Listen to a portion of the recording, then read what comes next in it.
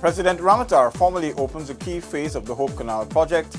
2 diplomats are accredited by the President, and Ghana moving to adopt regional nursing standards. We'll have the details of these and other presidential activities in this week's edition of the Diary for the period February 15 to February 21. I'm your host, Paul McAdam. The Hope Canal Bridge was formally declared open by President Donald Ramatar on February 17. This canal project, located at Hope on the east coast of Demerara, is the largest ever funded with Guyanese resources and offers a real solution to the risk of the failure of the East Demerara Water Conservancy, a situation that has the potential to occur. This huge 4-component project is close to fruition, and on February 15, Component 2, a $350 million bridge, was commissioned.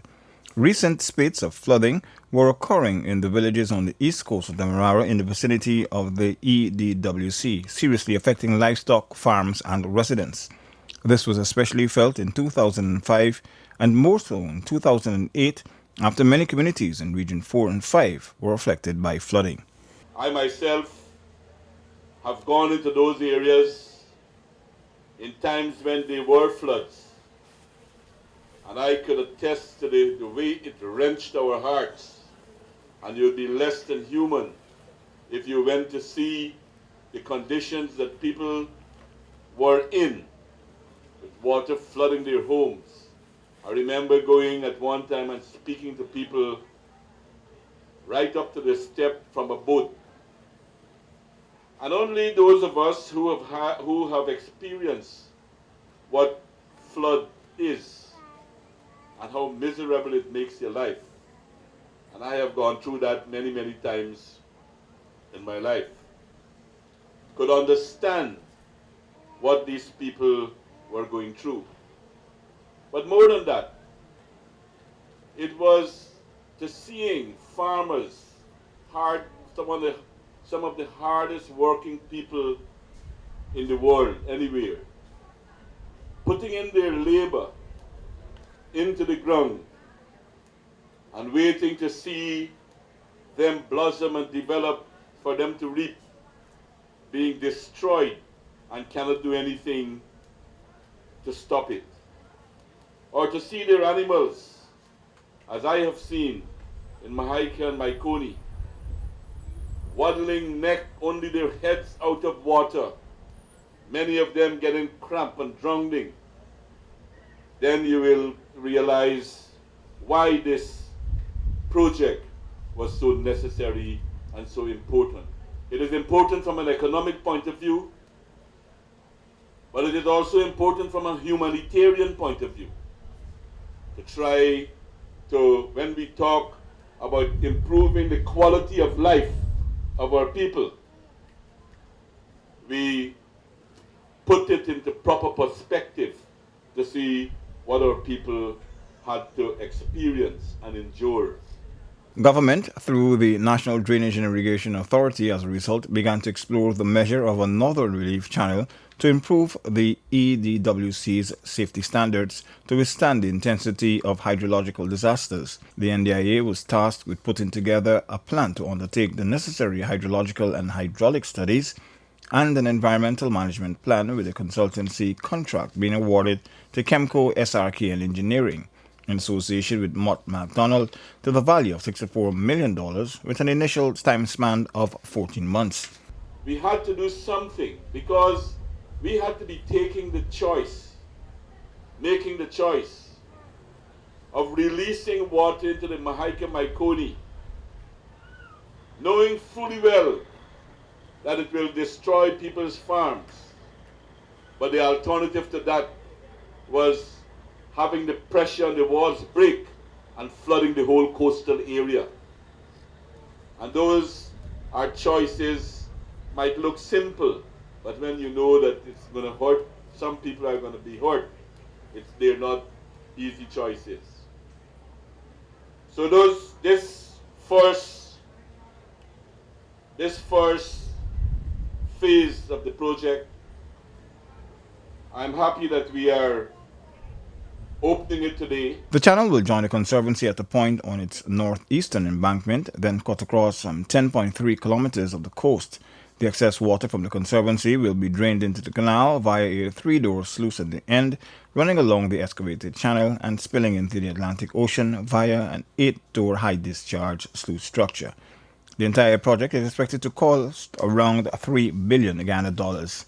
The president says that Ghana will see real development with cheap, reliable energy, hence the need for hydropower. The development of Ghana can only be achieved with the availability of cheap, reliable energy, so said President Donald Ramotar as he once again pressed the case for the construction of the Amalia Falls. If we are going to develop a manufacturing and a processing sector, and if we are going to be able to process and use our agricultural products to add value to it by processing it. For instance, when mango is in seasons in some part of this country, you eat until you get against it. But if we had canning, if we have preservation of that, we can have mangoes throughout the year by doing things like that. But to do these things, which will create employment and good paying employment, which will create new higher educational standards, because we will have to have skilled workers in this area. We need cheap energy. The Amalia Hydro project is a key factor in the push to develop Guyana, said the president, and despite the lack of support for the project by the parliamentary opposition, government is still keen to pursue its construction. And hopefully very soon we will be in a position to make decisions of the direction we will go. But go we will to build Amalia in this country because it's a necessity for our development. The Amalia Hydropower project involves the construction of a hydropower plant in the area of west central Guyana where the Amalia and the Corribrong rivers meet. Electricity produced at the plant will be delivered to Guyana's capital, Georgetown, and its second largest town, Linden, via an electric transmission line. You're watching The Diary, where we have been recapping the highlights of the country's president's weekly activities. More after the break. In an effort to respond more promptly to citizens, the Home Affairs Ministry has launched an online crime reporting system which allows citizens who possess or have access to cell phones, computers, or other devices with internet connections to report criminal activities. Citizens can get instant access to security personnel on BlackBerry Messenger via 280-4E429. Reports of corruption can also be made on www.ipaidthebribe.com. These reports can be made anonymously. Guyana is set to achieve the goal set by the United Nations Children's Fund UNICEF of universal birth registration by 2015. The General Register Office has launched an intensive campaign. It has decentralized its services to specifically cater to the needs of residents living in the interior location. Bedside registration is also done in several public hospitals. There are now 200 registration centers operating in 10 regions. Citizens are urged to ensure that all births are registered. Amerindian rights to land ownership continues to be a high priority for the PPPC government. The signing of a US $10.7 million agreement with the United Nations Development Program has paved the way for the implementation of the land titling and demarcation project, which is expected to provide absolute grants and certificates of title to eligible Amerindian communities and villages. There are 97 titled villages, while 77 others have had their lands demarcated. The Ministry of Amerindian Affairs will be working to process the first batch of 33 communities for land extension and 70 for demarcation under the 3-year land titling project. The president calls for a new political culture which puts the national interest first and foremost, as he chides the parliamentary opposition for delaying the passage of critically needed anti-money laundering legislation. Commenting on the current state with the parliamentary opposition over the passage of the anti-money laundering and the countering and financing of terrorism bill, President Ramotar said that all politicians should consider how their actions will affect the ordinary citizen before committing to them. We should never get into a stage where you said, you give me this and I will give you that, because that leads to lobbying as is taking place now in the United States. And that will lead that will eventually lead to where big, rich people with money will be able to buy parliamentarians by lobbying them and to get things done for the rich. That is why I may eventually be forced to do something like that, but I'm telling you now, morally it outraged me to want to have to engage in that type of blackmailing, bargaining type of politics. The president said he was shocked that an opposition leader would say that government should be criticized for frightening Guyana with regards to the country suffering a February 13 blacklisting by the Financial Action Task Force because of the National Assembly not passing the bill. The Financial Action Task Force plenary members accepted the Caribbean Financial Action Task Force's proposal that Guyana and others be reviewed subsequent to the latter's next plenary decision in May. Our success, our diplomacy, and our hard work to try to prevent Guyana and Guyanese people having to experience what it will be if we are blacklisted is now trying to be turned against us by the spin doctors to say that we are threatening or we are crying wolf. That is not the case, ladies and gentlemen. That is not the case at all. The fact is that we have been working hard, pleading with people to show them that we have a unique situation here, unlike any other country where the government wants to pass this bill, but it is being rejected. The president gives some insight into the genesis of the Anti-Money Laundering and Countering Financing of Terrorism bill. This bill is not something that Ramatar sit down in the back room and draw up to try to get something over the opposition or anything like that. This bill came about after the 9/11 attack in the United States, when they began to see that terrorism is a real problem in the world. And what experience has shown is that drug smuggling, drug trafficking, human trafficking, all of these things sometimes contribute to gun running. How do you think we have so much illegal guns on the road where we have a rise in gun crimes? It leads to those things, and it leads to financing of terrorism acts. And as a result of that, the international community decided that as far as possible, all the countries should have one type of legislation so that the criminals who launder money will not have a loophole to use any one country to allow people to launder money, the criminals to launder money. The bill that we are passing is to seize their properties when they are caught, to link up, to create another kind of infrastructure to fight this type of crime.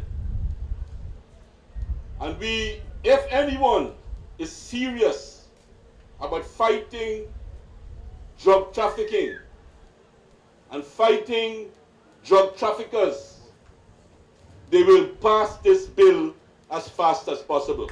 Guyana has to file a report with CFATF by February 28, 2014 for their review and report to plenary members in May 2014.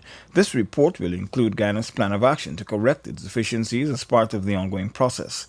Guyana is expected to attach to that report the conclusions on the AML-CFT Amendment Bill No. 22, 2013, which is before the Parliamentary Special Select Committee, and a copy of the said enacted bill is to be analysed correlated to the deficiencies to provide the report to the plenary in May of 2014. President Ramatar calls for greater cooperation in the tourism sector as the non-resident ambassador of the Czech Republic is accredited. On February 20, President Donald Ramatar received the accreditation letters of non-resident Czech Republic ambassador to Guyana, Jerry Havlik. Mr. President, as ambassador of the Czech Republic to the Republic of Guyana, I wish to promote good relations with our two countries in business, in trade, in culture and tourism. I'm representing a country which is rather small, rather far from here, but it's a country which has a developed economy, good technologies to offer.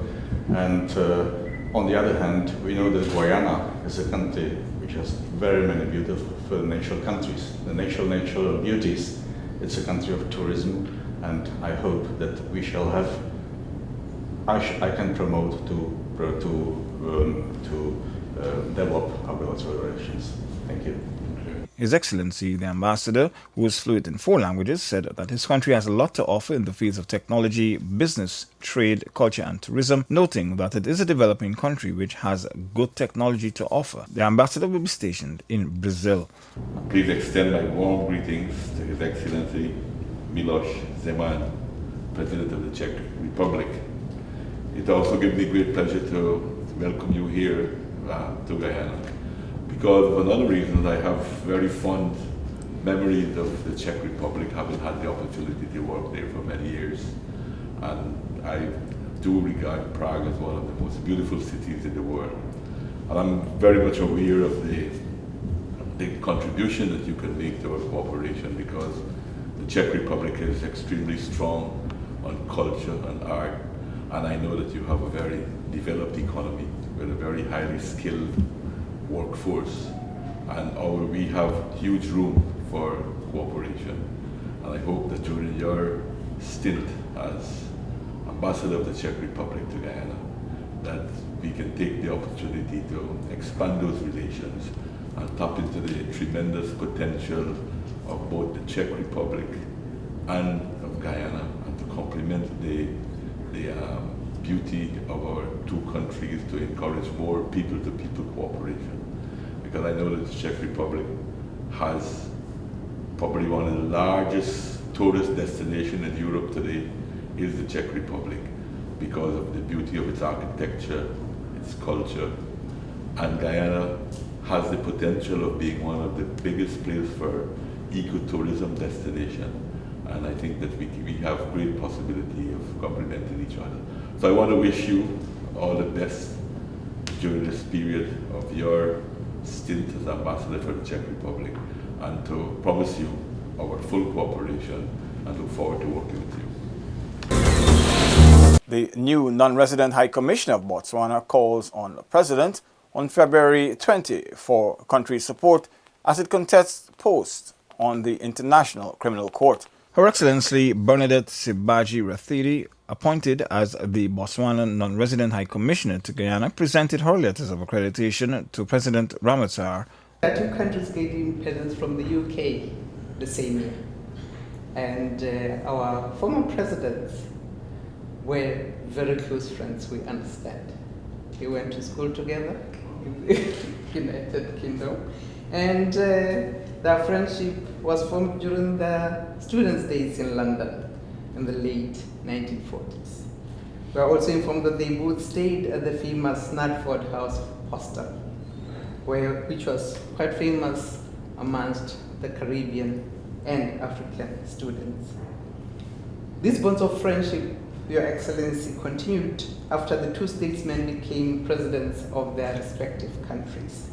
It is for this reason that Guyana responded quickly to Botswana for human resource development when a number of teachers went to Botswana during the period when we were one of the poorest countries after independence.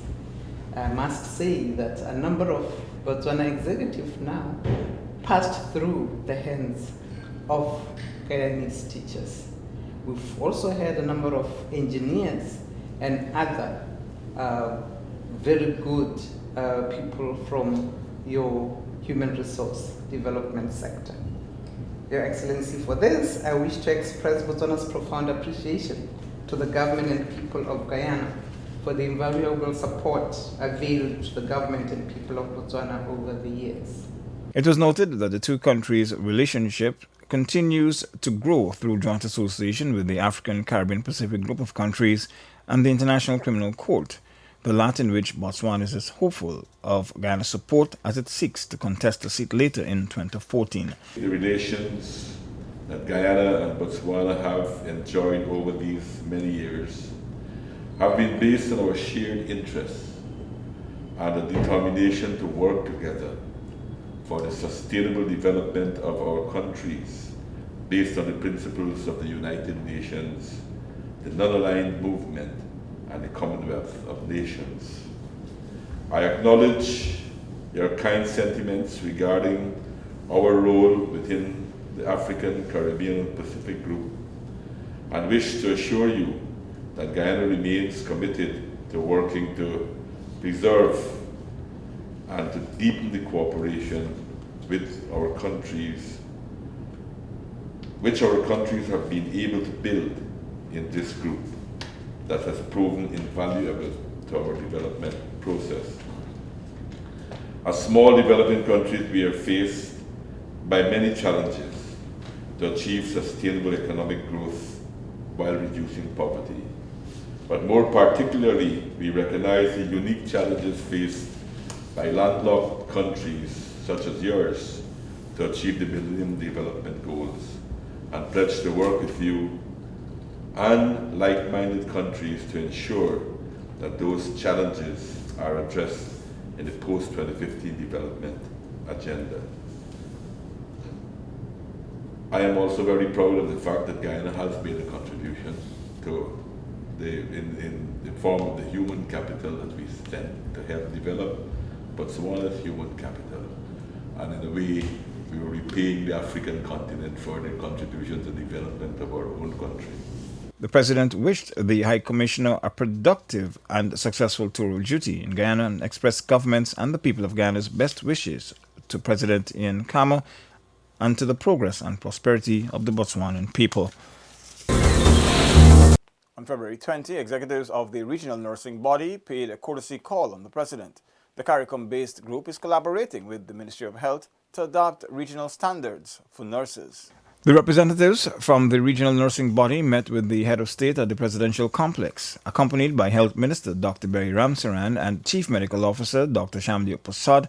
The group of senior medical professionals briefed the president on some of the activities that it intended to pursue whilst being hosted locally for the 3-day annual general meeting. These included working with local medical educators and stakeholders on examining Guyana's move to adapt to a standard regional nursing examination known as the Regional Examination for Nurse Registration.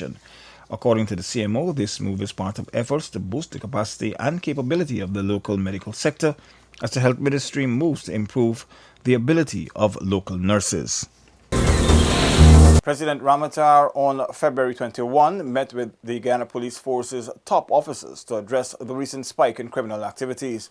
The head of state, along with Police Commissioner Leroy Brummel, Crime Chief Sila Prasad, A-Division Commander George Vivas, Assistant Commissioner Balram Prasad, and Presidential Advisor Gail Teixeira discussed measures to address the situation.